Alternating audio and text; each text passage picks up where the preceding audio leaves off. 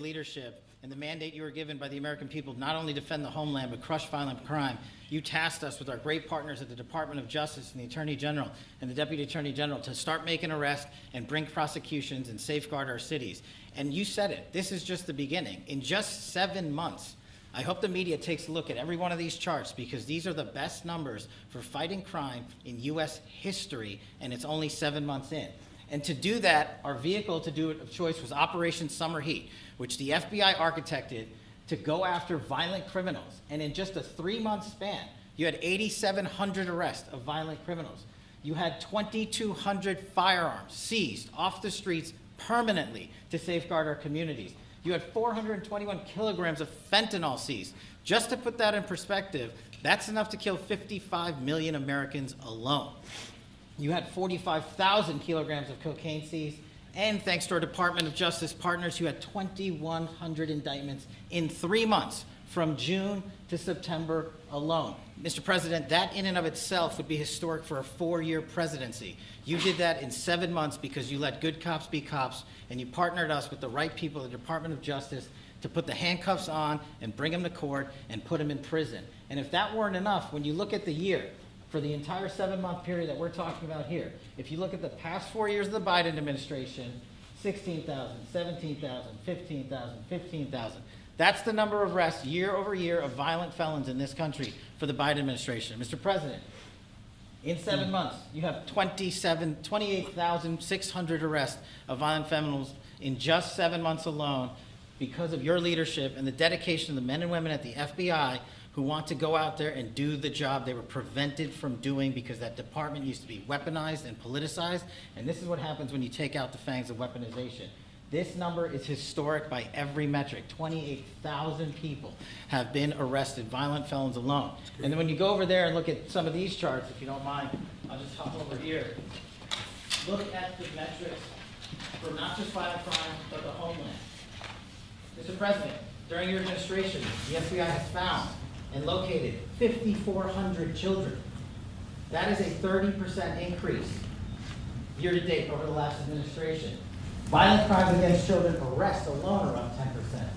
Gang arrests are up 210% in the last 7 months alone. And transnational organized crime, which Stephen Miller has been a great partner in, is up over 12% alone. These numbers are historic just as a snapshot. But just so people don't think we're focusing on violent crime alone, the national security mission, Mr. President, under your leadership has never been stronger.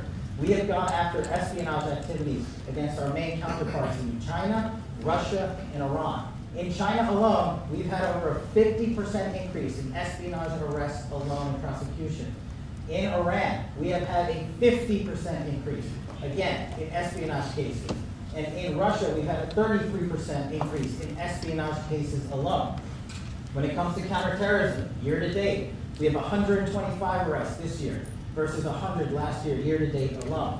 And when it comes to the cyber criminal activities, which are some of the largest enterprises plaguing everyday Americans, we at the FBI have put out a mission to go after cyber criminals like never before. Last year, they had in total 191. This year, you already have 252 arrests. 52 arrests of violent cyber criminals who are stealing from senior citizens, who are violating our children's rights and freedoms, and who are violating everyday Americans. These programs are record. And two of the things I'll finish with that I'm most proud of, Mr. President, this FBI. Fentanyl. As you know, it's a scourge that is killing our youth, 100,000 plus a year.